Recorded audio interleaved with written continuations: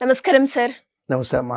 Sir, regular అకాడమిక్స్‌లో మనం ఏదైనా ఎగ్జామ్‌కి ప్రిపేర్ అవుతున్నాము అంటే కొంచెం సిలబస్‌ని మిస్ చేస్తూ ఉంటాం.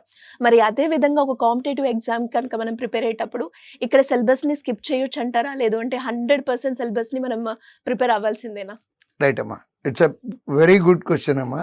ఎలా అంటే చిన్నప్పటి నుంచి అలవాటమ్మా మనకి. అవును. టీచర్ దగ్గరికి వెళ్ళి ఎగ్జామ్స్ ముందు ఇంపార్టెంట్ క్వశ్చన్లు పెట్టేవాడిని సార్. ఇక్కడ ఇంపార్టెంట్ క్వశ్చన్ అంటే మీనింగ్ ఏంటంటే, పిల్లవాడి మీనింగ్ ఏంటంటే హ్మ్.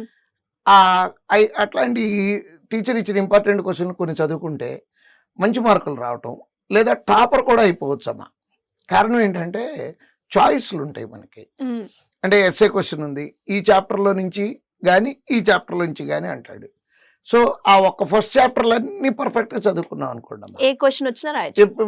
పర్ఫెక్ట్గా రాయొచ్చు, యూనివర్సిటీ గోల్డ్ మెడల్ కూడా తెచ్చుకోవచ్చు. హ్మ్. కానీ ఈ ఎగ్జామ్లో ఇంపార్టెంట్ అన్ఇంపార్టెంట్ అనేవి ఉండవు అమ్మ. ఎందుకనంటే హ్మ్. ఏ చాప్టర్లోంచి తీసుకున్నా ఒక క్వశ్చన్ వస్తుంది, 2 క్వశ్చన్లు వస్తాయి. అంటే ఒక క్వశ్చన్ వచ్చేది మామూలుగా రెగ్యులర్ అకాడమిక్స్లో ఇంపార్టెంట్ కింద పెట్టం అది. హ్మ్. అంటే ఇప్పుడు ఇక్కడ ఈ ఒక క్వశ్చన్ వచ్చేది, 2 క్వశ్చన్లు వచ్చేది ఇంపార్టెంట్ చాప్టర్ కాదు అంటే మొత్తం సిలబసే వదిలేయాలి. సో పిల్లలు చేసేటటువంటి పొరపాటు అక్కడి నుంచి వచ్చినటువంటి దాంతో హ్యాబిట్. సార్ ఎగ్జామ్స్ దగ్గరికి వస్తున్నాయి, ఏ చాప్టర్ ప్రిపేర్ అయితే బాగుంటుంది, ఇంపార్టెంట్ క్వశ్చన్లు చెప్పరా? హ్మ్. అసలు అట్లాంటిది ఉండదమ్మా. ఎందుకంటే 100% సిలబస్ కాలేజీల్లో కోచింగ్ సెంటర్లో చెప్పాలి. హ్మ్. చెప్పినటువంటి సిలబస్ పిల్లవాడు కూడా 100% అవ్వాలి. ప్రిపేర్ అవ్వాలి. చాయిస్ తీసుకోవటానికి ఎట్టి పరిస్థితుల్లోనూ వీల్లేదు. ఎందుకనంటే ఆ ఒక్క చాప్టర్లో వచ్చినటువంటి ఆ ఒక్క బిట్టు హ్మ్. వాడి రిజల్ట్ మొత్తాన్ని ఎఫెక్ట్ చేయొచ్చు. ఇప్పుడు కాలేజీలో చదువుకునేటప్పుడు 100 మార్క్స్ అనుకున్నాం, 99 వచ్చినాయి అనుకోండి, డిఫరెన్స్ ఏం రాదు. టాపర్గా మిస్ అవ్వచ్చేమో కానీ 100 మిస్ అయ్యామని ఫీలే కానీ నథింగ్ విల్ హ్యాపెన్, నష్టం ఏమి జరగదు. అదే ఈ కాంపిటేటివ్ ఎగ్జామ్లో అనుకోండి అమ్మా, 1 మార్క్ కాదు 0.25 మార్క్స్ కొన్ని వేల మంది ఉద్యోగాలు పోగొడుతుంది కాంపిటేటివ్. ఎస్, మార్క్ కాదమ్మా, 0.25 ప్లే చేసేస్తుంది.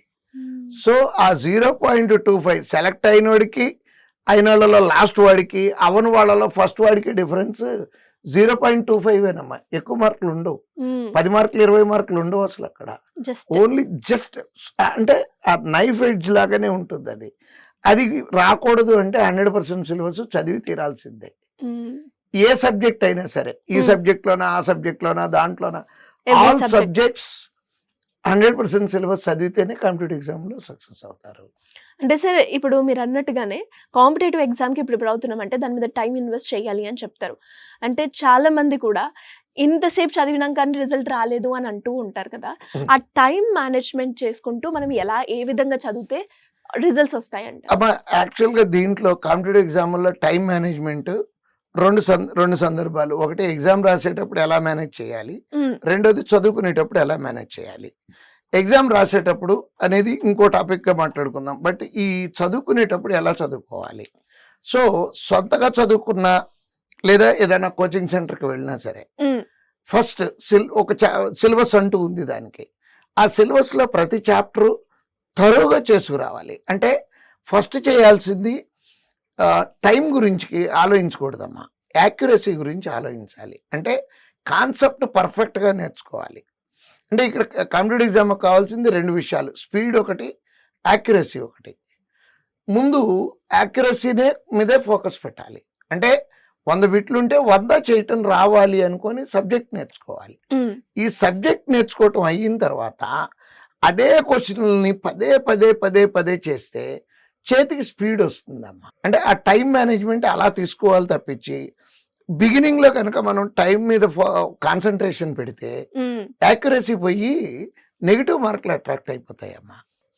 సో ఆ ఎగ్జామ్లో అలా చేయాలి. చదువుకునేటప్పుడు 4 సబ్జెక్టులు ఉన్నాయి.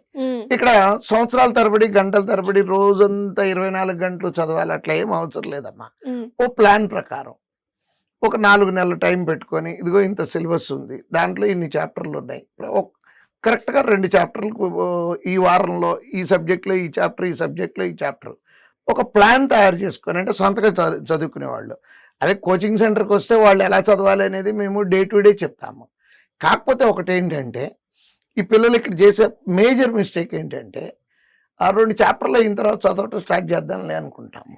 బట్ ఈ 2 చాప్టర్లు వెనకాల పేరుకుపోతే మళ్ళీ రేపు అయ్యే ఇంకో చాప్టర్ మళ్ళీ మన మీద పడిపోతూ ఉంటుంది.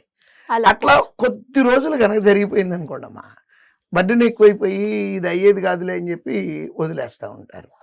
అది చేయాల్సింది ఏంటంటే ఎప్పుడు తప్పుడు క్లియర్ చేసుకోండి. క్లియర్ చేసుకుంటూ ఉంటారు. Thank you sir, thank you so much. Thank you.